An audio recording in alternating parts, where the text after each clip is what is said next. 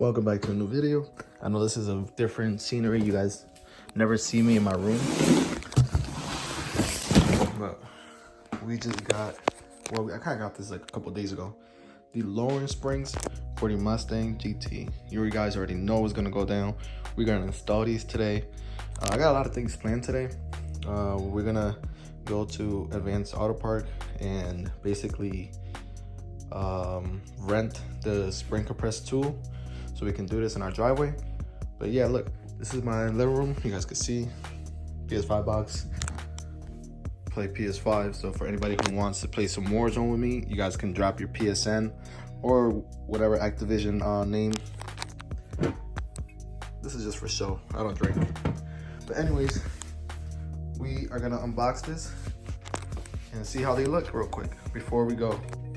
Now, before I open this and show you guys, make sure you guys like, comment, and subscribe. Stay tuned for more. I told you guys I am going to be buying more parts, and we're going to be doing more install videos, and as well as more videos just dropping in general.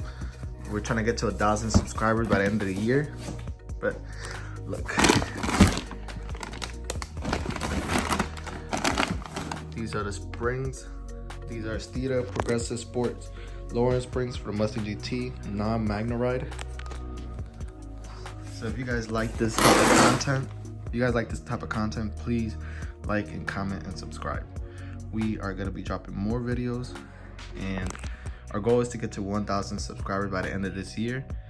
And hopefully if we do, we're going to probably end up adding boost to one of my cars. I don't know which one yet, but we're going to try to see if we reach that goal first. So make sure you guys like, that way we can push out the videos.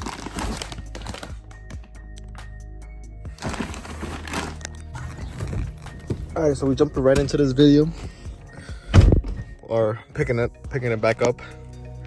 A couple days ago, well, actually it was last week, I was trying to do the lowering springs and it did not go well. I was trying to get the, what's it called, the two bolts that hold the strut to the spindle. It was not coming out, and I was using a rubber mallet, and I was looking on the forums, people use like a 2-3 pound sledgehammer. I kind of used that. I think I messed up a little bit of the threads, so I just put everything back, and it's probably cross-threaded now. But I called my local Ford dealership where I usually take my car, and they have those bolts and nuts in stock. It's about like, it's 2 on each side, 2 bolts and 2 nuts. So I need 4 bolts and 4 nuts. It's probably like about like $8 to $10. So I'm just gonna pick this up because I am gonna hammer them out to try to get them out, because they're really a pain to try to get them out. Hold on, let me put this in quiet mode. And yeah, they're a pain to get them out. So they're already messed up. I might as well just hammer them out. Well, one of them is messed up, so I might as well just hammer that one out, and hopefully I can get them out. And that way I can install the lowering springs. But I am gonna do the rears first, just because it's supposed to rain today, and I know the rears are a little bit easier, so I'd rather just get those out the way. And if I need to get the fronts done and it starts to rain, I'll just do it in the garage. So that's what I'm about to do. We're gonna go pick up those bolts right now, and then we're gonna come back. And also, because I don't need the spring compressed tool yet for the rears, you only need them for the front. So I'm gonna do the rears first, and then once I know I'm gonna do the fronts, I'm gonna go get them and then finish it in the garage. Yeah, you can see, well, you guys can't see, but Ford's over there. So we're about to be there. See, buy these little bolts and nuts. Ford is over there, so we're about to go get these bolts and the nuts that we need, and then we're gonna head back home and start the install for the rears. And then hopefully we have time, we could do the fronts, and after that I can finally order the wheel spacers. I didn't order the wheel spacers because I didn't want to just buy all these things and then, you know, hold them all off. So I'll get them done.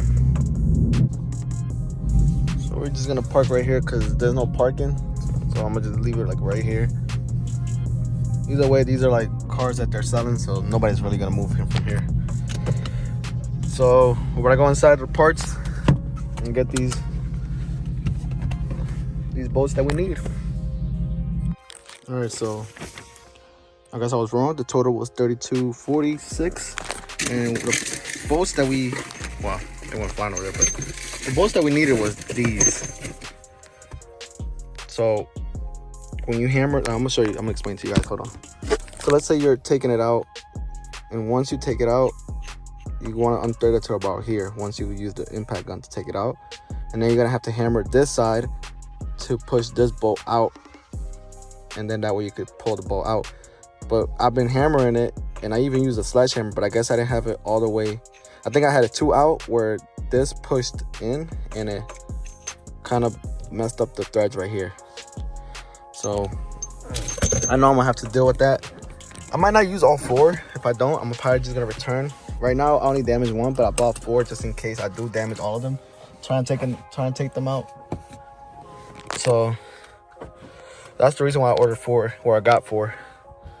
So in case the other 3 get messed up as well in the process of trying to get them out, we have them right there, so we don't have to worry about coming back and getting another one and waste time.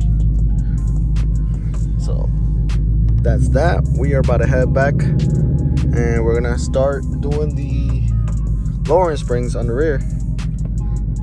Hopefully it does not rain.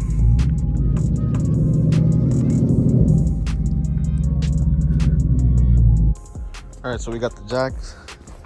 I got some jack stands in the garage I'm about to grab.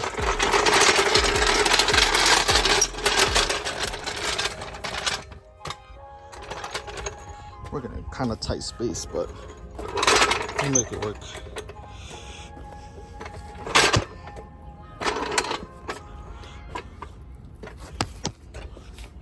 And also, I forget what else we're gonna need. I'm just trying to see which.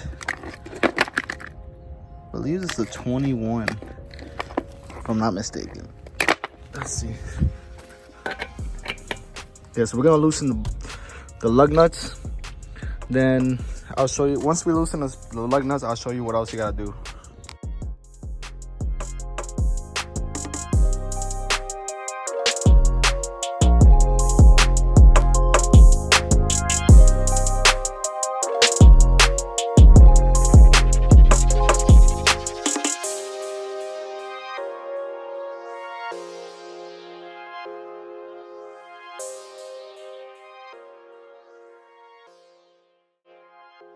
All right, so you're gonna need to remove these 2 bolts.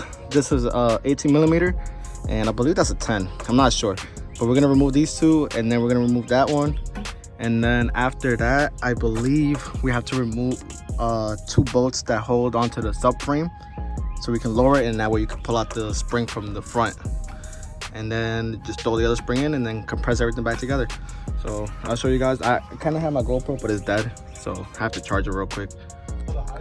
All right, so we just released these 2 bolts. We took this one out.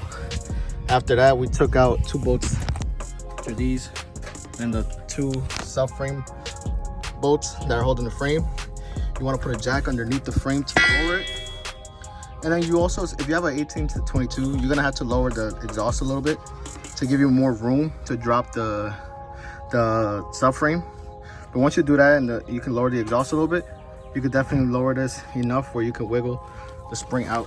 So this is the old spring, and then we're gonna grab the new spring. You remove these, you remove this one that holds the brake line. Once you remove that, you remove these 2 bolts underneath here, and then you remove the 2 bolts that hold to the subframe. Once you release that, then you can lower it, and you'll move this out the way. And once you lower it, you're gonna have to lower this as well. Once you can lower the control arm with the jack, obviously, so that way you don't fall all the way down. You lower it just enough where you can pull this. You're gonna be able to pull it out towards you, so you'll have space to bring it out. You swap it out. This is the old spring, new spring's in, and then you just reverse the process. You put everything back together, and then after that, we'll go to the back, the other side, and then we'll work on the fronts after. All right, so this is how it looks after we installed it. I kind of tried to get a video for you guys when I was installing it, but I had to like concentrate. But this is how it looks now. Yeah, it looks really good. I just gotta get wheel spacers so that way I can get a better fitment, because you guys can see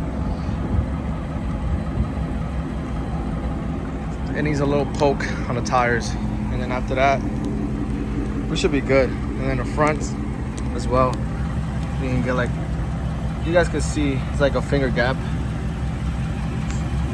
So with the wheel spacers, they'll probably be flush with the fender. But it looks really good. And these are the Steeda Sports. So it's a good drop, not too much, and it still drives, I'm not gonna lie to you guys, it drives really good. It drives like stock. Like if you have a Performance Pack 1, it's gonna drive exactly the same.